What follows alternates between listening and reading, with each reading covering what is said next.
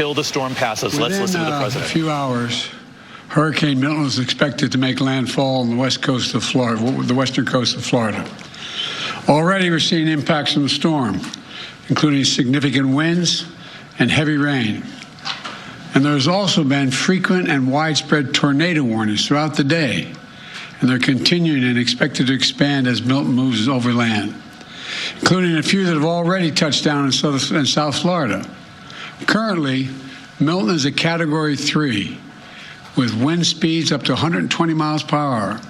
But no one should be confused. It's still expected to be one of the most and worst destructive hurricanes to hit Florida in over a century.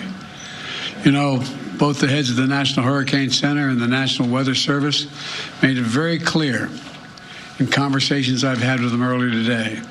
Milton still carries incredible destructiveness, can wipe out communities, can cause loss of life. Storm surge is still expected to be up to 13 feet. So I urge everyone in Hurricane Milton's path to listen to local officials and follow all the safety instructions they give. At this point, evacuation is probably difficult. So I encourage people to look for safer shelter. Sometimes moving just a few miles can mean the difference between life and death. We've already approved emergency declarations for Florida. We have thousands of federal personnel on the ground, and we've staged and are ready to go. We have 20 million meals, 40 million liters of water. At my direction, the Secretary of Defense, Austin, has pre-positioned search and rescue teams, helicopters, and high water speed vehicles as close to the storm as possible, so they're ready to conduct life-saving missions. And the administrator of FEMA will be on site tonight in Florida and the state's Emergency Operations Center. Both Administrator Criswell and I will be in constant contact with state and local officials in the hours ahead. Once the storm hits, we're going to work with state officials to clear debris, restore power, and do it as fast as possible.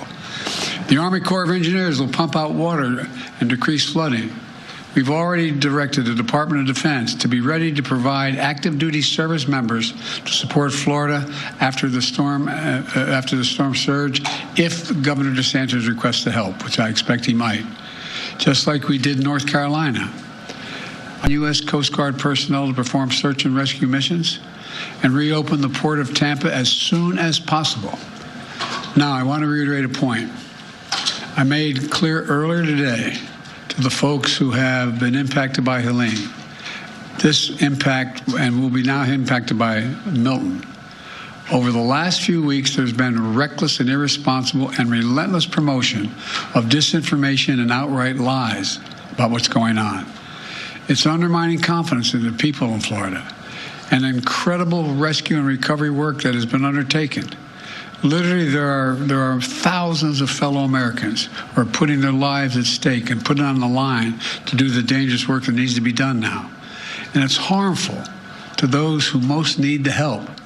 Quite frankly, these lies are un-American, and there is simply no place for them. Not now, not ever. Former President Trump has led this onslaught of lies. Assertions have been made that property is being confiscated. That's simply not true. They're saying people impacted by these storms will receive $750 in cash and no more. That is simply not true either. They're saying that money needed for these crises are being diverted to migrants. What the heck are they talking about? Stop it. It's outrageous. It's just not true. Now the claims are getting even more bizarre. Marjorie Taylor Greene, the congresswoman from Georgia, is now saying the federal government is literally controlling the weather. We're controlling the weather. It's beyond ridiculous. It's so stupid. It's got to stop. Let me close with this. As difficult as these days and weeks have been, we've seen incredible courage by so many of our fellow Americans. I want to thank all the first responders for running toward danger instead of away from it, for saving lives and making a difference. FEMA personnel risking their lives, climbing on hillsides to reach people who cut off by Helene. Army National Guard flying through the gale wind force. It's amazing what they're doing.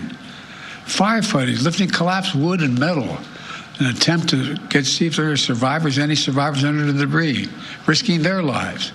Coast Guard teams rappelling from helicopters to rescue people and risking their own lives. And there are countless friends and neighbors who have sacrificed for the greater good. Volunteers leaving their own families behind to help search for someone else's family. Fellow Americans looking out for one another. That's America at its very best. That's who we are. So my final message tonight is to the people of Florida and all the impacted states. We've got your back. We've got your back. And Kamala and I will be there for as long as it takes to rescue, recover, and rebuild. May God bless you all, and may God protect those serving in the eye of this storm on behalf of our nation. Thank you. Why do you President think Trump is spreading misinformation? Why do you think President Trump has been spreading misinformation to President Putin during the height of the pandemic? After Hurricane Do you have a comment, sir? Milton makes landfall a short time from now, Why do you also think Trump talking is- about the massive response to Why do you Helene. think Trump is spreading misinformation? I don't know. I simply don't know. You can speculate, but I just find it, I've used the phrase more than I've used it ever in my whole career, un-American. It's un-American. It's not who the hell we are. What are they talking about? Sir, have you considered calling him and asking him to stop doing that? To stop starting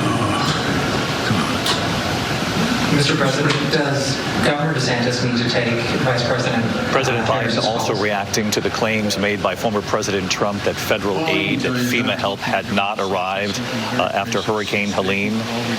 President Biden saying it is un-American what the former president has done. And as you can hear him now complimenting Governor Ron DeSantis of Florida, saying that the governor of Florida is acting as he should as this state prepares for this next hurricane now to make landfall. Let's get back to the situation right here on the ground in Florida.